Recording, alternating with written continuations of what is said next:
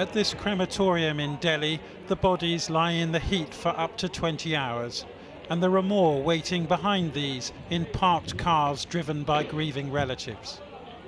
The funeral pyres are so busy that families crisscross India's capital looking for any available space, some of them renting fridges to stop their loved ones from decaying.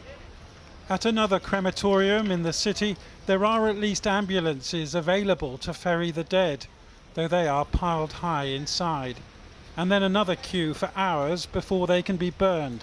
India's official death toll is nearly 200,000 now, and these fires are constant, perhaps the most damning indictment of the Indian government's handling of this crisis to date. At this hospital on Delhi's outskirts, the patients are gasping for oxygen.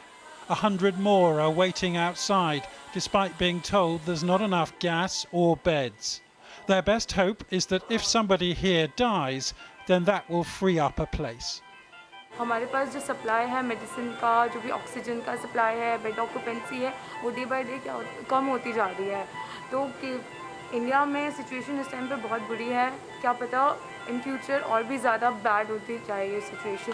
मतलब बहुत ज़्यादा it is going from bad to worse only.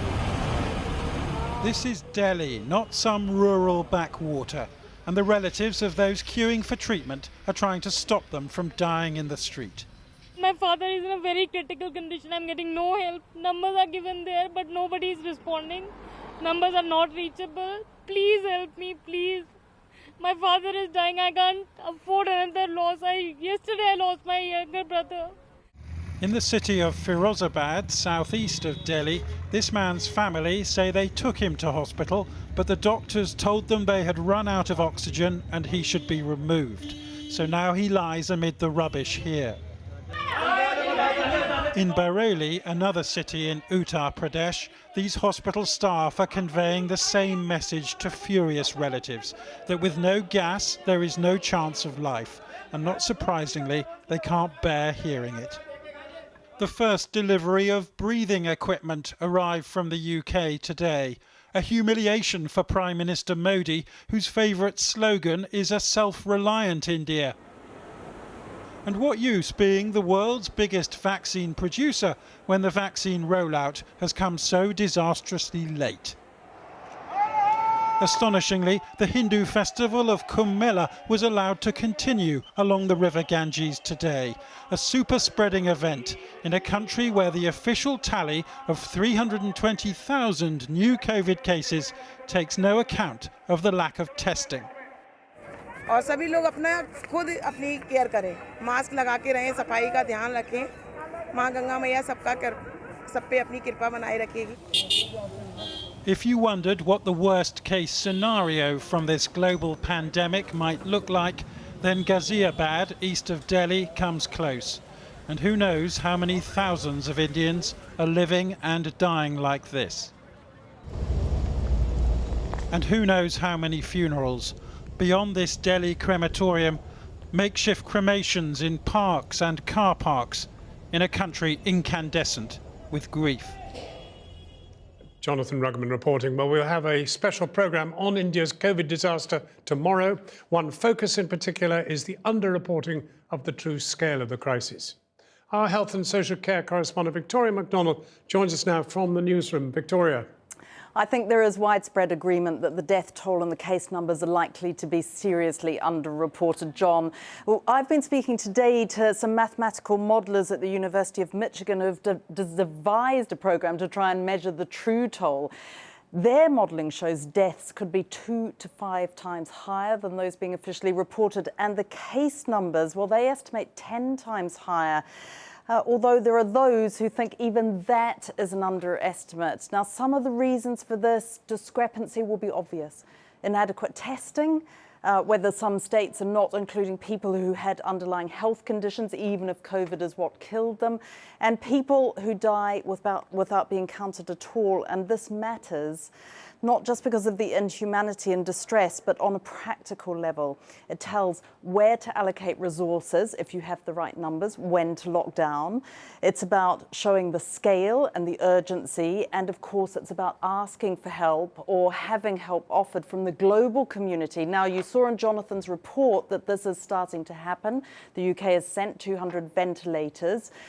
But I suppose under those circumstances, that international aid might have kicked in sooner if the true scale of this disaster had been known. Well, you know, the experts, as I said, there are people who are speaking, but they're speaking in these alternative spaces. And they are giving figures where they're saying, you know, for every one you add 30, and that is the kind of numbers you will get, or even more. For every one you add 30? Yeah.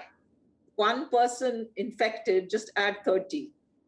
And that is the number. And the death figures, you know, now that is more complicated because we don't know how many people are dying from other diseases, from accidents, etc. So I think that is a more complicated calculation, but it is clear even from these reports that have come in through the media doing the due diligence that we need to do, that it's a huge difference between the official death rate and what is actually taking place on the ground. So, you know, and then if we factor in now the rural areas, plus the areas that are often out of sight for the media, like Northeast India, for instance, you know, I am afraid to even think about what those numbers will be like. Why are some journalists therefore not prepared to tell the truth?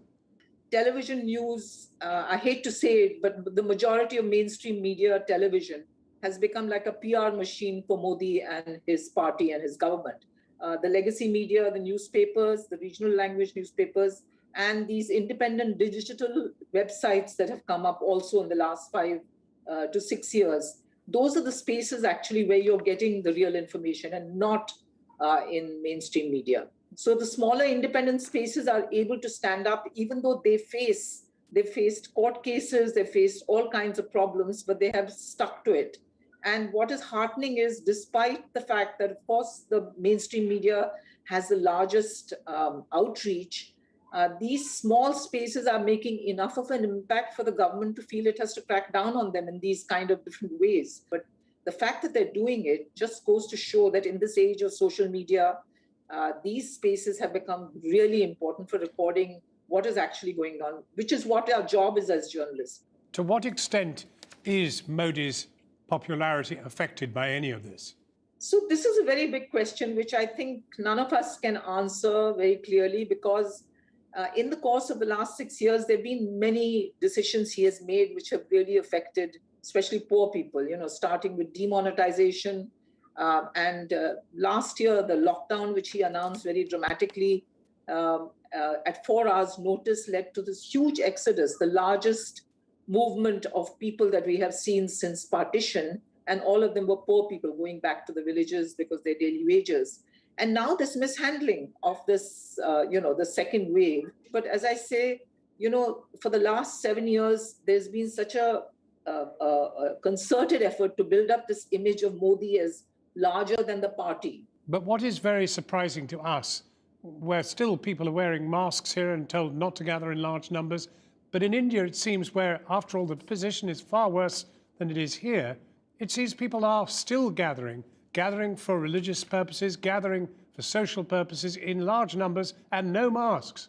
You're absolutely right. I mean, this is what is astounding, and I blame the messaging on this, because this is in the hands of this government to ensure that this doesn't happen. You know, it's not somebody else's job. And why is this government not doing it? So I think the blame is very clear why this has happened. I mean, I think people are foolish, all right, they thought that things were over. But, you know, if there's a leadership that actually gives out a clear message, I cannot believe that people will take a risk of this kind for their own lives and for their own loved ones. If that is the story in a place like Mumbai, what on earth is going on in the rural districts, which after all have very large populations too, if you spread them out? Yeah, and not only large populations, they have an abysmal health infrastructure. You know, there are people who are being rushed to the district centers, to the primary health centers with fever and then with breathlessness. And of course, there's no oxygen. And of course, there's no testing. So people don't even know what they have got. And this is happening where you have a chief minister who's threatening people who talk about, oxygen shortage and telling them that their property will be confiscated or they will be locked up under the National Security Act.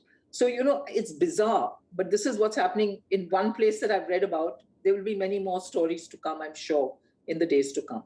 Kalpana Sharma, thank you very much indeed for talking to us.